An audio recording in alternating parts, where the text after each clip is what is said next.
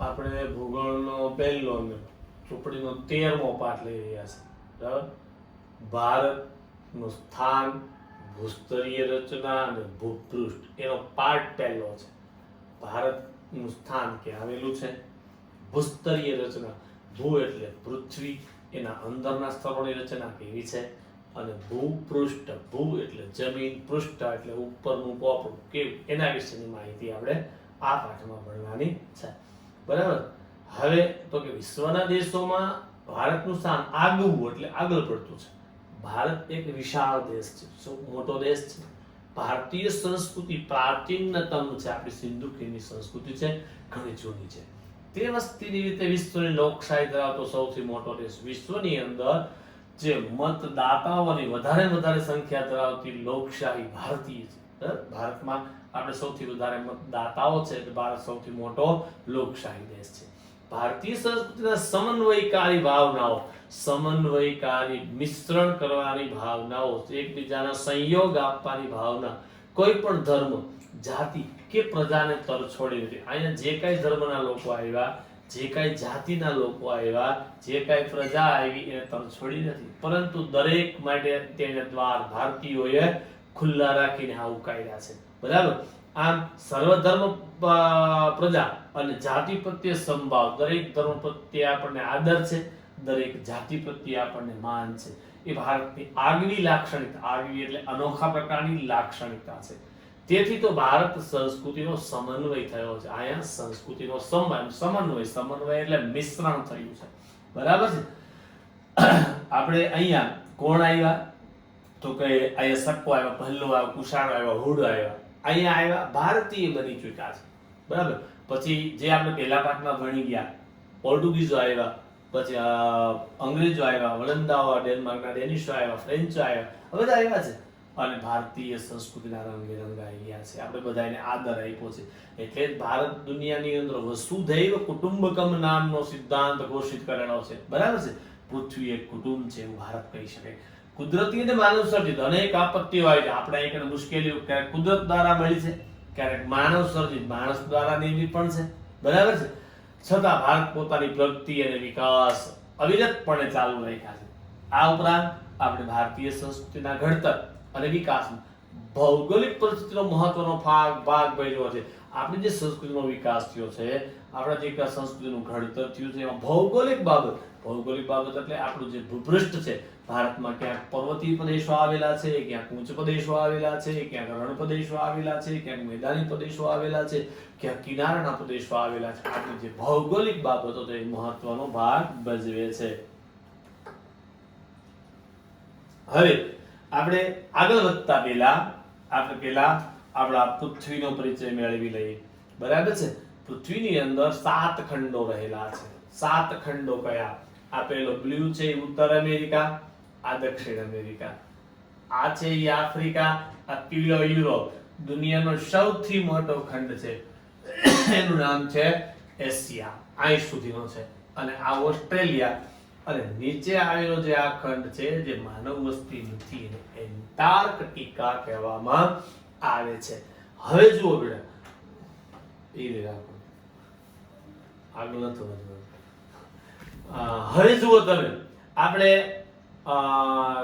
ધોરણ 8 ની અંદર પહેલા સેમમાં બીજો પાઠ ભણી ગયા, ધનવીન અને એના મમ્મી વચ્ચેનો વાર્તાલાપ. બરાબર. પૃથ્વી સૂર્યમાંથી છૂટી પડી અને એક ધગધગતા ગોળા સમાન અહીંયા આવી ઉપરનું પોપડું જામ્યું, પછી વૃંદાવરણની રચના, એવું ભણી ગયા છે.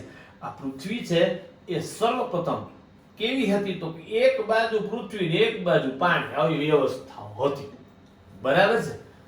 પણ ભૂસંચલનની પ્રક્રિયાને કારણે આ વિભાગો થયા, વચ્ચે ખીણ પડી અને એમાં મહાસાગરોની રચના થઈ. કેવી રીતે તો કે જો આ કટકો છે એનો જેવો આકાર છે એવો આકાર તમને અહીં દેખાય છે તો કે હા. આ જે કટકો છે એનો આકાર અહીં દેખાય છે તો કે હા. આ વસ્તુ છે એ અહીંયા આવી જઈ શકે છે, હા. તો પૃથ્વી પહેલા એક હતી, પછી ભૂસંચલનીય પ્રક્રિયા થઈ અને આ છે એ દૂર ભાગી પ્લેટો. આપણે આગળ પ્લેટો વિશે ભણવામાં આવશે. અત્યારે આપણે આટલું જ સમજીએ. 7 ખંડો થયા. હવે 7 ખંડોમાં અહીંયા આ ડાબી બાજુએ પેસિફિક મહાસાગર હોય તો અહીંયા પણ પેસિફિક મહાસાગર હોય. એવું શા માટે? દુનિયા ગોળ છે. આપણે પહેલા પાઠમાં વાત કરી હતી, મેગલન નામના વ્યક્તિએ સાબિત કરેલું છે કે દુનિયા ગોળ છે. તો અહીંયા પેસિફિક આવે, સામે પેસિફિક આવે. આ વચ્ચેનો ભાગ છે એ એટલાન્ટિક મહાસાગર છે, બરાબર છે. અહીંયા હિન્દ મહાસાગર આવેલો છે, બરાબર છે. અહીંયા આર્કટિક મહાસાગર આવેલો છે. આ બધા મહાસાગરો છે રચના. મહાસાગરની વ્યાખ્યા એવી છે કે ઊંડે સુધી લઈ જવું. બહુ ઊંડો પાણી હોય તો એને મહાસાગર, વિશાળ વિસ્તારનો હોય તો એને મહાસાગર કહેવામાં આવે છે. હવે જો બેટા, અહીંયા આપણે પેલાના જમાનામાં જ્યારે આપણે પેલા પાઠમાં ભણી ગયા કે કોલંબસ નીકળ્યો તો અને એ ભૂલથી ભારતને બદલે અમેરિકા ખંડ શોધી લીધો. પોર્ટુગલના માણસ આવ્યો, કેપ ઓફ ગુડ હોપને ચક્કર મારીને ભારત ગયો, બધું. પણ એની પાસે કાંઈ હતું નહીં. દિશા ખાલી હતી. કેને? તો કે દિવસે સૂર્યને જોઈ, રાતે ધ્રુવના તારાને જોઈ દિશા નક્કી થતી હતી. તો એ તો અટકળે, જો મળી જાય તો જુદી વાત છે, નહીતર તો કાંઈ નહીં. એટલે આપણા ભૌગોલિક નિષ્ણાંતોએ એવું નક્કી કર્યું કે આપણે કંઈક એવી રચના કરો કે જેથી કરીને કોઈ પણ દેશનું એક્ઝેક્ટ સ્થાન મળે. એક્ઝેક્ટ સ્થાન, બરાબર છે. તો આપણે તમે ગણિતમાં ભણતા હો કે સીધી લીટી એટલે 180 અંશનો ખૂણો અને આખું વર્તુળ એટલે 360 અંશનો ખૂણો. પૃથ્વીને એક વર્તુળ ગણ્યું, બરાબર છે. પૃથ્વીને વર્તુળ ગણી અને વચ્ચેની તમને જે ડોટેડ લાઈન દેખાય છે, આ ડોટેડ લાઈન છે એ રચના કરીને 0 નામ આપ્યું અને આનું નામ આપ્યું વિષુવવૃત્ત. વિષુવવૃત્તનો અર્થ કેવો છે? બરાબર દુનિયાની બરાબર મધ્ય ભાગમાંથી એક કાલ્પનિક રેખા છે નહીં, કલ્પના કરેલી એક રેખા બનાવી. આના લક્ષણો શું હોય? એના લક્ષણો એવા હોય, સવારે ઠંડી પડે, બપોરે ગરમી પડે અને સાંજે વરસાદ આવે. મોટા ભાગે અહીંયા ઝેરી જનાવરો વધારે થાય અને નેચરલ બ્લેક, જેનો 100% ચામડીનો કલર કાળો છે, એવા લોકો ત્યાં રહેતા હોય, બરાબર છે. ત્યાં ઉષ્ણકટિબંધ એને કહેવામાં આવે છે. એક લીટી થઈ તો પૃથ્વીના બે ભાગ થયા, ઉપરનો ભાગ, નીચેનો ભાગ, બરાબર છે. તો આખાને ગોળો કહેવાય. આખાને ગોળો કહેવાય તો ઉપલા ભાગને ઉત્તર ગોળાર્ધ કહેવાય, ગોળાનો અડધો ભાગ. નીચલા ભાગને દક્ષિણ ગોળાર્ધ કહેવાય, બે ગોળાર્ધ બેના અડધા અડધા ભાગ, બરાબર છે. પણ હજી સ્થાન થઈ શકે નહીં.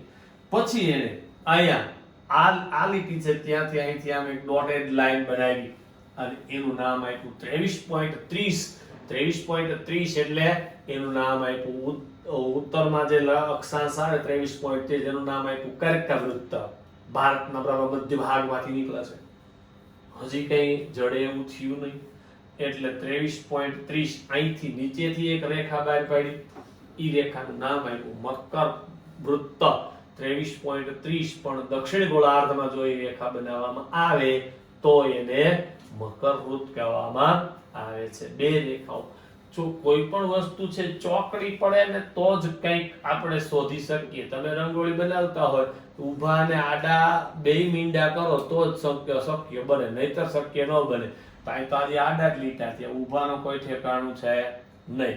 હવે આપણા ભૌગોલિક નિષ્ણાંતોએ અહીંથી વલયાકારે આના બે ભાગ કર્યા, પૃથ્વીના ઊભા બે ભાગ, બરાબર. જો આ વલયાકાર લીટા છે, આ ભાગને પશ્ચિમ ગોળાર્ધ કહેવાય, આ ભાગને પૂર્વ ગોળાર્ધ કહેવાય. થઈ ગઈ ચોકડી.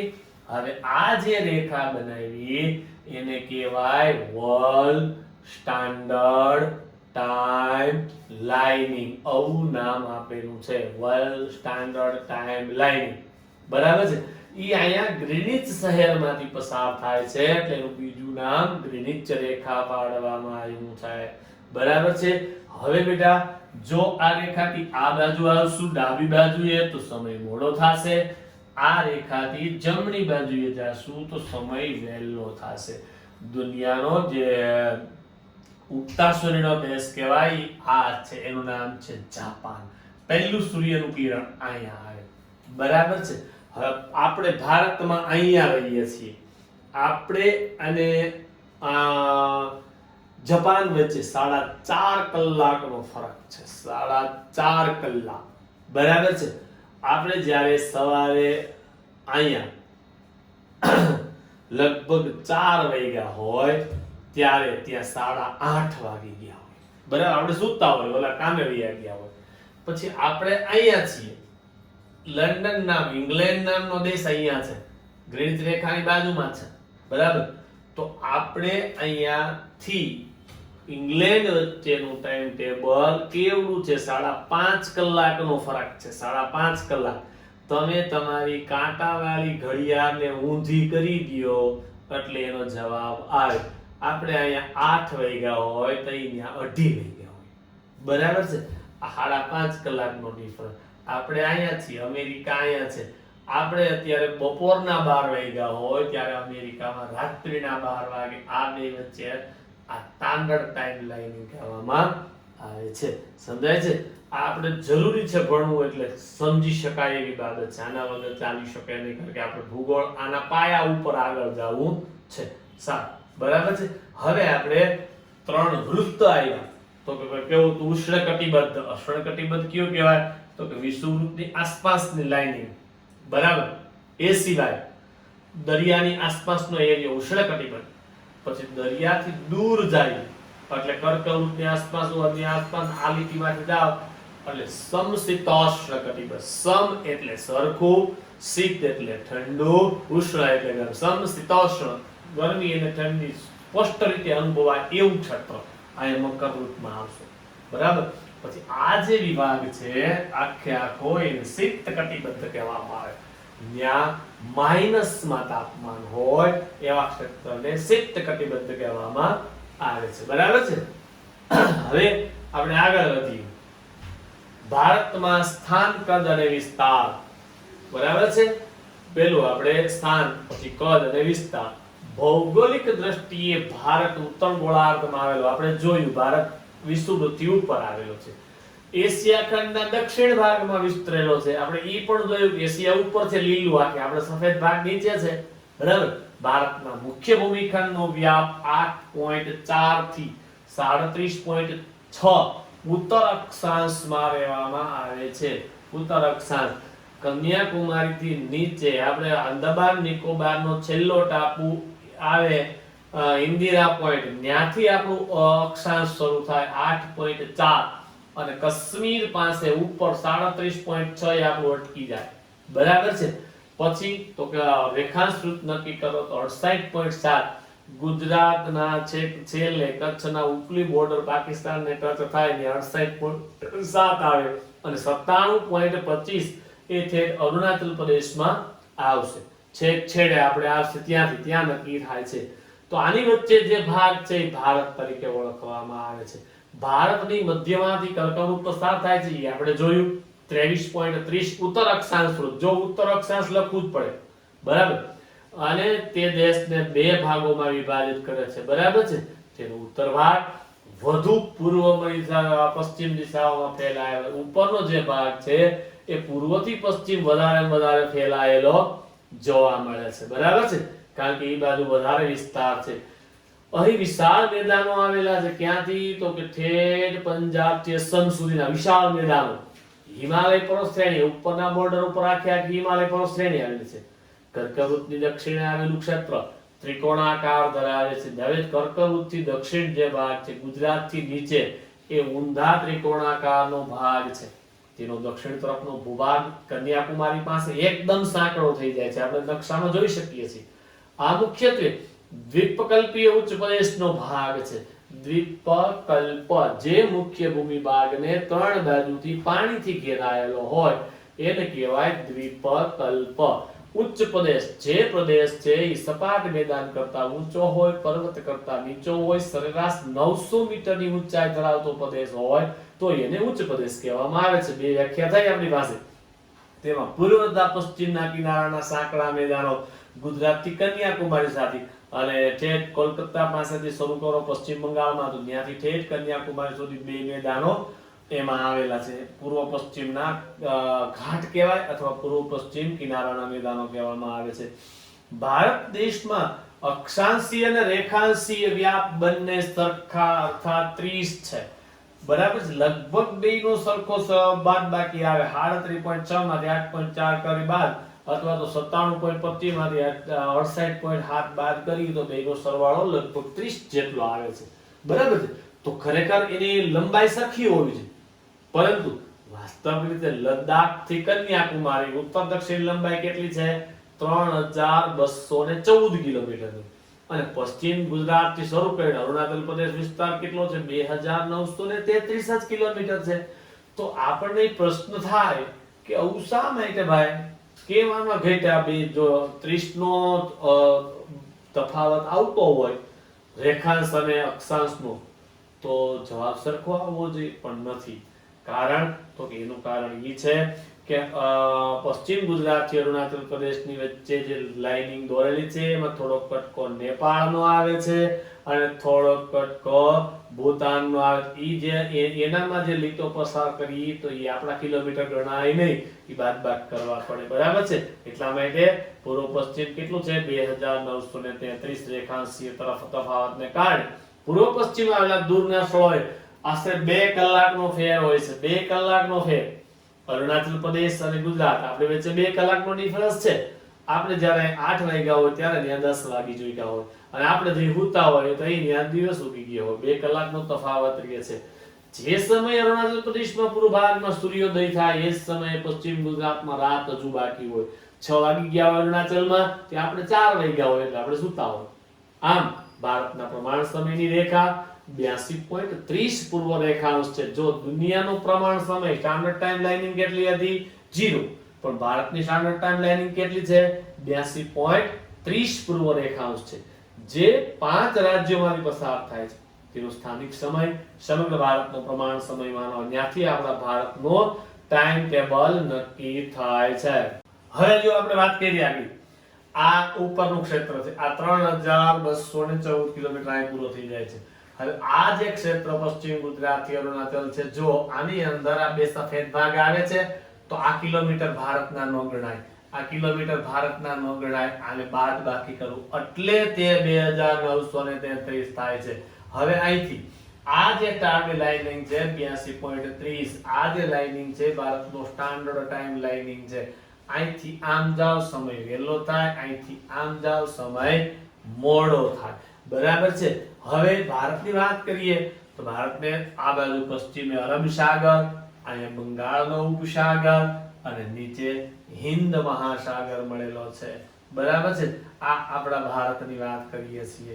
આ ભારતનો નકશો છે. આ જે ભારતમાંથી કર્કવૃત પસાર થાય છે ઈ છે આ ભાગ છે, ઈ ઊંધા ત્રિકોણ વાળો જે છે એ ભાગને દક્ષિણનો ઉચ્ચ પ્રદેશ કહેવામાં આવે છે. આ ભાગ છે એ મેદાની પ્રદેશ, અહીં પંજાબ થી શરૂ કરીને આખે આખું મેદાન છે ઈ ઠેઠ આસામ સુધી ફેલાયેલું છે. આ આખે આખી હિમાલયની લાઇનિંગો છે, આપણે આગળ ભણવામાં આવશે, બરાબર છે. હવે ભારતનો કુલ વિસ્તાર 32. ભારતનો કુલ જમીન વિસ્તાર 32.8 લાખ ચોરસ કિલોમીટરનો છે. અને આ ક્ષેત્રફળની દ્રષ્ટિએ જોતા ભારત વિશ્વમાં 7મા ક્રમ, આપણા કરતા ભારત 6 દેશો મોટા છે, બરાબર. ભારત વિશ્વના ભૂભાગના કેવળ 2.42% જમીન ધરાવે. ભારત પાસે આખા વિશ્વની જમીન છે એમાંથી કેટલી જમીન છે? 2.42%. વિશ્વના જે 6 દેશો ભારતથી મોટા છે અનુક્રમે જોઈએ તો રશિયા, કેનેડા, યુએસ કરતા અમેરિકા, ચીન, બ્રાઝિલ અને ઓસ્ટ્રેલિયા, આ 6 દેશો ભારત કરતા મોટા છે, બરાબર છે. ભારતનો ભૂમિભાગ એશિયા ખંડની દક્ષિણ તરફ આવેલો છે. આ એશિયા ખંડ ઉપર આવેલો છે, ભારત નીચે તરફ આવેલો છે, બરાબર છે.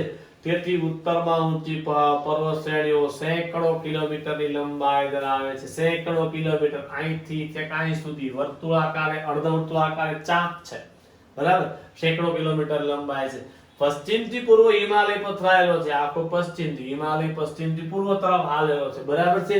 તેને કારણે તિબેટ અને ચીન, અહીંયા તિબેટ અહીંયા ચીન, એમાં જવા માટે ઊંચાઈ ઉપર આવેલા પર્વતીય ઘાટ મારફતે શક્ય છે. ઘાટ, પર્વતીય ઘાટ એટલે પર્વતોને કોરી એમાં ટનલ કહેતા ગુફાઓ ખોદાવી અને આરપાર જઈ શકાય એવા રસ્તાને ઘાટ કહેવામાં આવે છે, બરાબર છે.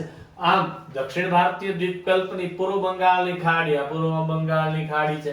પશ્ચિમે અરબ સાગર આ બાજુ આવેલો છે. દક્ષિણે હિન્દ મહાસાગર છે, બરાબર. અને સમુદ્ર જળમાર્ગ તરીકે ઉપયોગ. ત્રણ આપણને દરિયાઈ સીમાઓ મળેલી છે એટલે જળમાર્ગ તરીકે ઉત્તમ ઉપયોગ છે. જમીન માર્ગોના પર્વતીય અવરોધોને ઘેરાયેલા હોવા છતાં ભારતે બહારથી આગમન થયેલા સાંસ્કૃતિક તત્વોને સ્વીકાર્યા છે અને ભારતીય સમાજમાં ભળી ગયા છે. આ આખો ભાગ પર્વતીયથી રસ્તો નથી, અહીંયા ઘાટ જ હાલે. આ આખો આરાકાની પર્વતમાળા છે, આપણે પર્વતોથી ઘેરાયેલા છીએ, પણ છતાંય આપણે જે પ્રજા બહારથી આવી, અહીંયા વ્યાપાર કરવા માટે આવી, રહેવા માટે આવી, ગમે તે પરિસ્થિતિ આવી, એના સાંસ્કૃતિક તત્વો આપણે સ્વીકારેલા છે.